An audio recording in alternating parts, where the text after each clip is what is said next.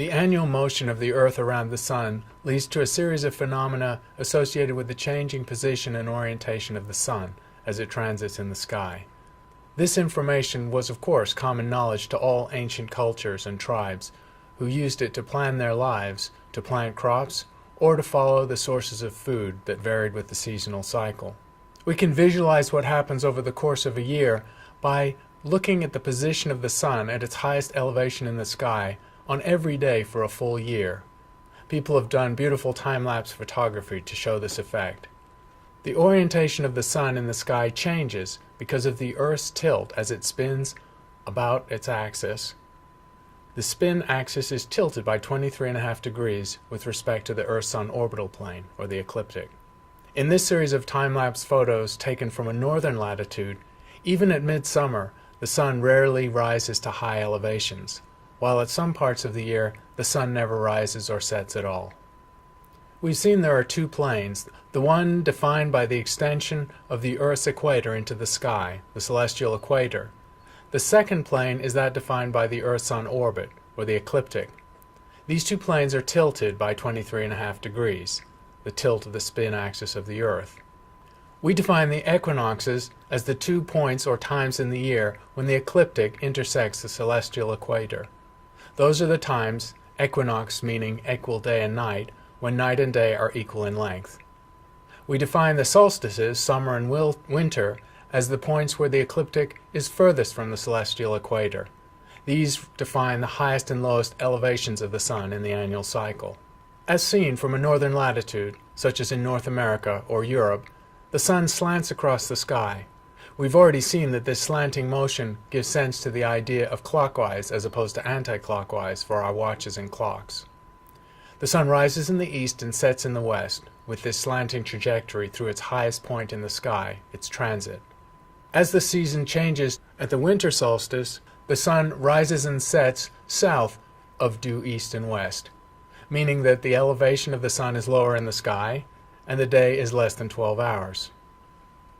After the spring equinox, the Sun moves so that it is rising and setting due north of due east and west, meaning there's more than 12 hours daylight and the elevation of the Sun in the sky at its highest elevation is higher. The smooth annual variation represents a sinusoidal variation in the angle between the ecliptic and the celestial equator over 365.25 days. The other thing that occurs on an annual cycle is the migration of the constellations through the night sky. Because the Earth, tilted towards the Sun, presents a different face towards the stars in the night sky, 180 degrees opposite. And that position shifts through the constellations, a full cycle every 365 days, meaning that any particular star rises or sets 4 minutes earlier each night. So the Earth's axis is tilted by 23.5 degrees with respect to the ecliptic plane.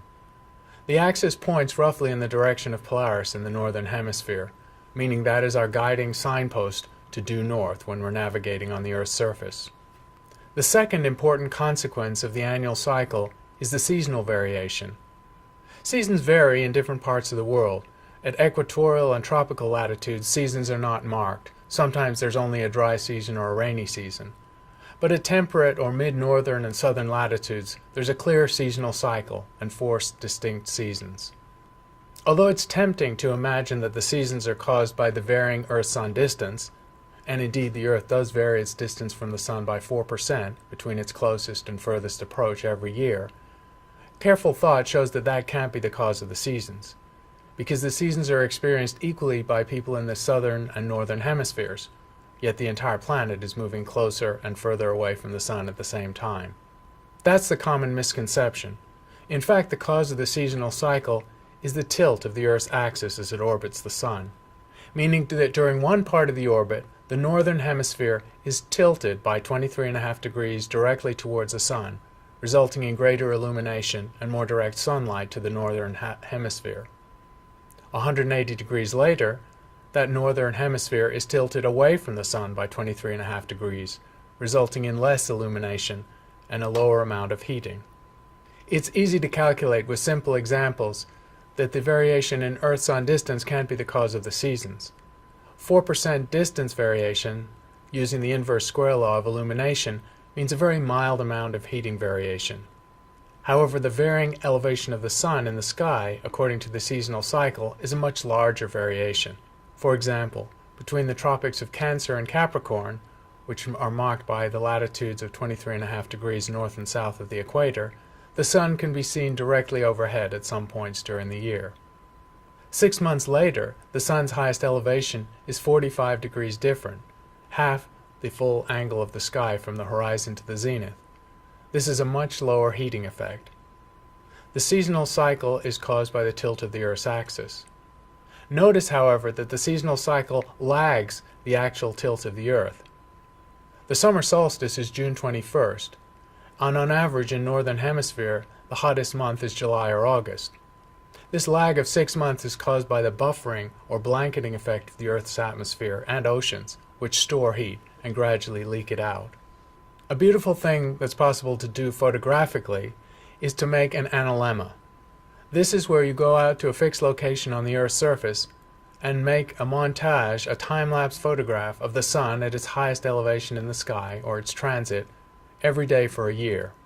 Taking an image every day would result in a very crowded time-lapse. So in practice, people might take the image every week, giving 52 different images of the sun over the course of a year.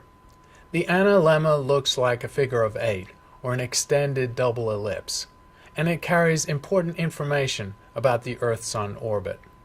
If you think for a minute, you'll realize that if the Earth had a circular orbit of the Sun and no axial tilt, and traveled at a constant speed in its orbit, there would be no analemma. The Sun, at its highest elevation, at midday, would always go through the same point in the sky. The analemma provides 3 distinct pieces of information about the Earth's orbit. The tilt of the analemma, relative to vertical north and south, gives the angle of tilt of the Earth as it spins around the Sun. The eccentricity of the Earth's orbit around the Sun gives the asymmetry between the 2 lobes. That eccentricity is about 4%. Finally, the analemma would be a straight line. It's swelled out into a figure of 8 because of the variations in the Earth's orbital speed as it moves around the Sun. This is quite a complex variation called the equation of time, and it's required to understand timekeeping on the Earth. This beautiful example of an analemma was taken in Turkey, and it's centered on a full solar eclipse. There's a final subtlety to the Earth's orbit and its spin axis, which was actually detected by Babylonians 5,000 years ago, which is remarkable given how subtle it is. The North Celestial Pole points at the star Polaris, but that will not always be true. As the Earth spins on its axis, it also precesses or wobbles, just like a spinning top. And that wobble takes 26,000 years, which means that the North Celestial Pole will not always point at the star Polaris, will gradually shift and point towards other stars, and 26,000 years later will once again point to Polaris. That's an extraordinary subtle motion from year to year, or even decade to decade, and it's remarkable that careful observations over centuries by civilizations thousands of years ago were able to detect it. It even worked its way into myths and legends of the cultures that lived around the Mediterranean. The particular myth is called Amlodi, and it tells of a salt merchant plying his trade across the Mediterranean and suffers a severe storm. The storm leads to a whirlpool, an extreme vortex of water in a turbulent part of the Mediterranean. Amlodi's ship is sucked into the vortex, and his cargo of salt is lost, simultaneously explaining why the sea is salty, and also by the connection of the vortex in the sea to the sky, twisting the sky in the precession cycle. An extraordinary mixing of a subtle astronomical effect and a myth.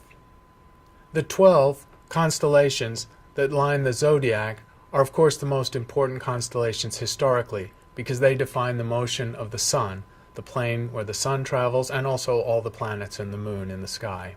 The solar year, or the time taken for the Earth to go from a fixed point in its orbit to the same position a year later, is not exactly 365 days, nor even 365 and a quarter. There's no reason it should be a round number, and calendar making has been tied up in matching how we track time to this particular astronomical number. The exact time for a solar year is 365 days, 5 hours, 48 minutes, and 45 seconds, slightly less than 365 1/4 days. The annual motion of the Earth around the Sun is based on a solar year, a number slightly less than 365 1/4 days, and that's the basis of calendars and timekeeping. At the northern latitudes, the Sun rises in the east and sets in the west, due east and west, and the day and night are equal length. At the winter solstice, the Sun rises and sets south of due east and west, and the days are shorter than the nights, and the reverse is true at the summer solstice. The seasonal cycle is also affected by the tilt of the Earth's axis, which in fact causes the entire heating variation seen in northern and southern latitudes between summer and winter.